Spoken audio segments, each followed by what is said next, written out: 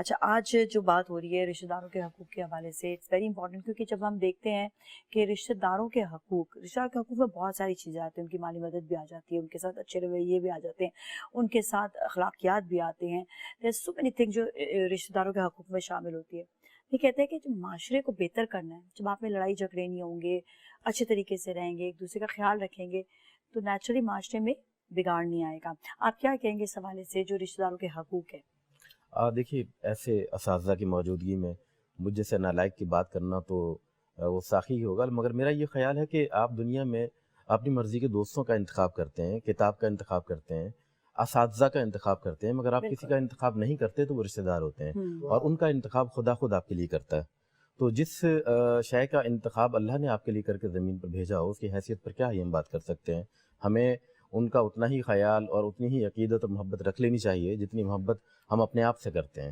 جیسی محبت ہم اپنے اہل و عیال سے کرتے ہیں، وہ ہمارے اہل و عیال ہی کا حصہ ہوتے ہیں. تو مجھے لگتا ہے کہ رشتہ داروں کو ہر ایک اس موقع پر جہاں پر آپ افورڈ کر سکتے ہیں، جہاں آپ کے امیجیٹ فیملی متاثر نہ ہو، آپ کو ان کے لیے کھڑے ہونا چاہیے. بالکل بالکل. اور اس میں یہ بھی ہوتا ہے رابعہ کہ آپ جب اچھا سلوک کر رہے ہوتے ہیں اور ایک دوسرے کا خیال رکھنا وہاں پہ ضروری ہے. کہتے ہیں نا کہ ہمیں تو احساسات ہونے چاہیے نا، تو رشتہ داروں کے لیے بھی ہونے چاہیے، اور ان کے لیے ان کے حقوق تو اتنے زیادہ ہیں. جیسا بھی بتایا عرفان نے بھی کہ امیجیٹ فیملی کا جو ہے ایک آپ کا ان کے حقوق ایک علیحدہ، بلکہ ان کے زیادہ حقوق ہوتے ہیں. لیکن ساتھ ساتھ جو آپ کے رشتہ دار ہیں ان کے ساتھ محبت سے پیش آنا، اخلاق سے پیش آنا، بچوں کو ترغیب دینا کہ آپ نے اپنے جو خالہ پھپھو یا آپ کے جتنے بھی رشتہ دار ہیں ان کے ساتھ اچھا سلوک رکھنا، ملنا بیٹھنا بات کرنا، یہ سب چیزیں بڑی امپورٹنٹ. بالکل. اور دیکھیں، آپ جب بچوں کو ہم کہتے ہیں کہ ہم بچوں سے ایکسپیکٹ کرتے ہیں تو پہلے ہم خود رول ماڈل بنیں گے ان کے لیے. ہم خود اپنے ریلیٹیوز کو اس طریقے سے، رشتہ داروں کو اگر ہم ٹریٹ کریں گے، وہ ہمیں دیکھیں گے، تو ہماری آگے آنے والی جنریشن بھی جو ہے وہ اس کو اسی طرح پک کرے گی. اگر ہم خود ہی ڈسکنیکٹڈ رہیں گے اور ہمارے پاس ٹائم نہیں، کیونکہ ظاہر ہے آج کل سب بہت مصروف ہیں، ہر ایک کے اپنے اپنے کمٹمنٹس ہوتے ہیں.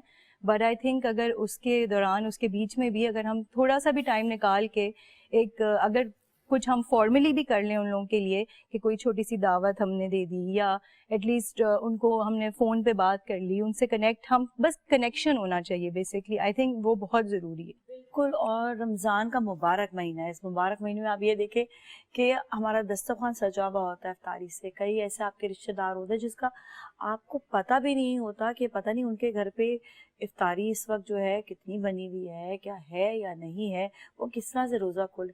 جب ہم ایک دوسرے سے کنیکٹڈ ہوتے ہیں نا، مل رہے ہوتے ہیں، تو ہمیں پتہ ہوتا ہے کہ کسی کے گھر پہ آپ کیسے، بے شک کوئی آپ سے کہہ نہیں رہا ہوتا، لیکن وہ جو فیلنگز ہیں نا وہ بیان کر دیتی ہیں. تو اس مبارک مہینے میں آپ بلکہ دعوت دیں، سب کو دعوت دیں. اور کبھی کبھار تو ایسا پلان کر لیں کہ کسی ایک کے گھر پہ آپ کہہ کہ چلے جی ہم سب آج آپ کے گھر دعوت لے کر آ رہے ہیں، آپ نے کچھ تیاری نہیں کرنی ہے، ہم آج افطاری ہم گھر سے لے کر آئیں گے. تو یہ بڑا اچھا ہوتا ہے کہ آپ ایک کے اوپر جو ہے بہت زیادہ آپ کو وہ بھی نہیں ہوتا کہ ان کو لگے کہ بہت زیادہ برڈن ہے. اصل میں یہ بھی ہوتا ہے کیونکہ جو بیچارہ ہوسٹ کر رہا ہوتا ہے، پھر وہ سارا وہ ہوتا ہے نا بھی روزے میں ہم کیسے کریں گے، تو آپ ایزی کر دیں اس کے لیے، آپ ایسے پلان کریں. بالکل. اس میں تو برکت ہوتی ہے ڈاکٹر صاحب. ہمیں جو ہے نا جب ہم برکت کی بات کرتے ہیں تو کہتے ہیں کہ جب آپ رشتہ داروں سے حسن سلوک کرتے ہیں، ان کا اچھا رویے رکھتے ہیں، ان کے ساتھ آپ کی اٹیچمنٹ ہوتی ہے، تو آپ کے مالی بھی آپ کے حالات اچھے ہو جاتے ہیں، آپ کے گھر پہ سکون بھی ہوتا ہے، ہیپینس بھی ہوتی ہے، ہر چیز آتی ہے. بسم اللہ الرحمن الرحیم. جو بات ہمارے برادر محترم عرفان صاحب نے کہی ہے، بڑی اہم بات ہے کہ جب رب نے رشتے بنا دیے تو آپ کون ہیں جو ان رشتوں کو ڈس اون کرے. یہ بڑی اہم، بہت بڑا سٹیٹمنٹ ہے، کوئی چھوٹا سٹیٹمنٹ نہیں ہے، رب کا بنایا ہوا ہے.